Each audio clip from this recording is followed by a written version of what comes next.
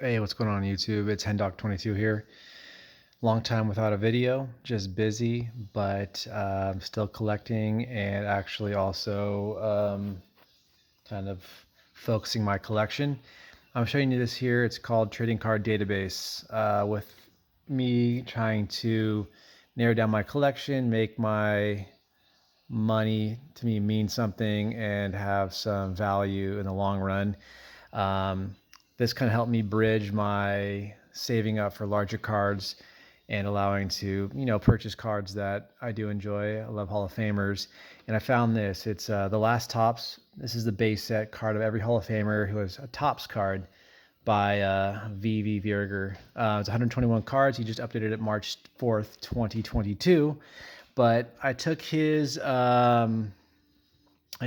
spin on things and kind of created my own set. So I apologize for some of the handshakiness of my video. I film on a phone, but I want to bring you over here to my left and show you my Hall of Fame run of the last Topps cards. So starting here, we have Johnny Mize, Ralph Kiner, and of course the Jackie Robinson. The only one I could find recently was this SGC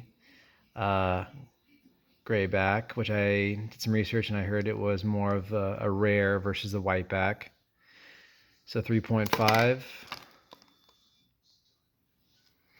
And I really found that I truly enjoy these style cards. I had never had or owned any of these, really seen them in person, and I love them. They're probably, just by looking at them, probably my favorite set of all time. And going through, and if you go to V.V. Vierger's database with these cards, he has them as they've come, not in numerical order from the cards, but he has them of when he had collected them. I took his set and put them all by year.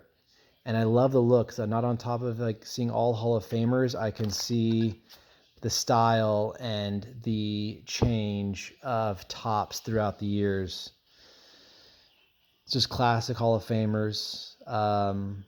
Great color. A lot of my more vintage, as you saw the last page, were purchased from Greg Morris Cards on YouTube. They were all raw. I feel that they do such high volume, but they're well trusted. They've been around, and so I feel that what they say it might get labeled from a grading company is worth the purchase. Here is the my first Mickey Mantle, as well as my first Jackie, but we're here now with the 1969 Mickey Mantle. Love it. SGC3, I think my favorite grading company. I love the black. It makes the card pop. You can really see the outside.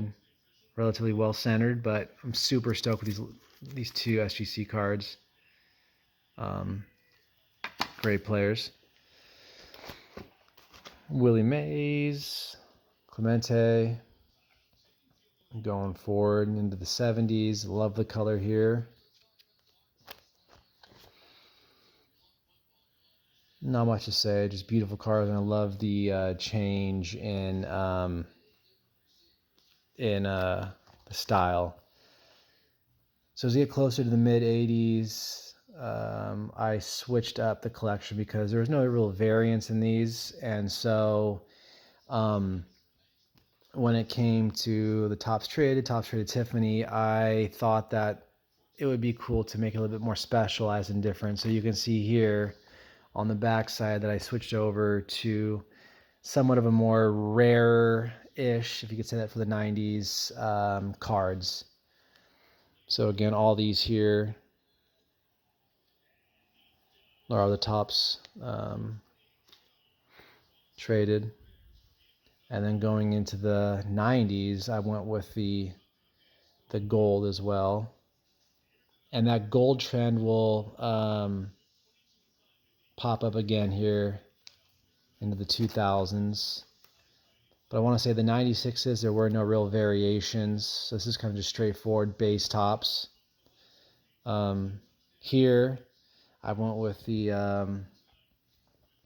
inaugural Diamondback, so again, somewhat rarer. Here we have the Devil Rays, Paul Molitor. The Wade Boggs, as well as the Tim Raines, are the limited edition. I think it was to 5,000 they were able to. And then bringing up into the 2000s, I went with all golds. Ripken out of the year, I want to say 2001. And then Harold Baines. So these are all gold. Tony Gwynn is beautiful. I am missing a few, which I'll go mention in a second here. Just want to get you guys through this. It's weird to see Frank Thomas in an Oakland uniform.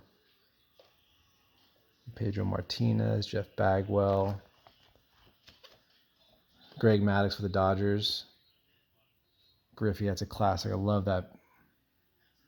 Came back from the Reds. So again, all gold.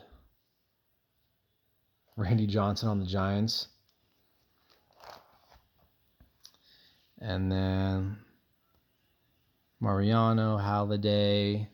This is my most recent pickup. I had waited about a year to find this card pop up, I think for a reasonable price. I think I paid $10 for it.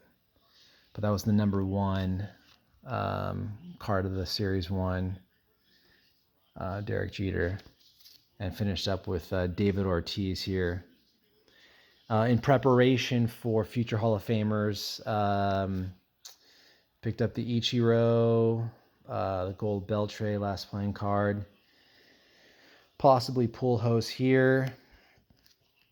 And then a few other ones that I have of golds. That's the Pujols, Todd Helton. I went ahead with the update Ichiro here just because I want him on the Seattle team. So this is an update card, but the Ichiro here is just the base, if you call it base, but base Series 1 card. Here's some more just golds that I have of Hall of Famers: Mike Piazza, Larry Walker, possible, or he is a Hall of Famer. And then I think we're done. So yeah, guys, this is has been taking me about 2 years now to complete. I'm missing the Mike Mussina gold, and I'm missing Bobby Doerr, the blue Topps Bluebacks, as well as the Satchel Paige. So I think my next two will be the Mussina and the Doerr cards. Satchel Paige will probably be in the future. That kind of runs around $800 to $1,000 for an SGC PSA 1, which I don't see the benefit of purchasing at this time. So thank you guys. Hopefully this is not too bad filming with my hand on a phone, and it's not too shaky and bearable. All right, take care.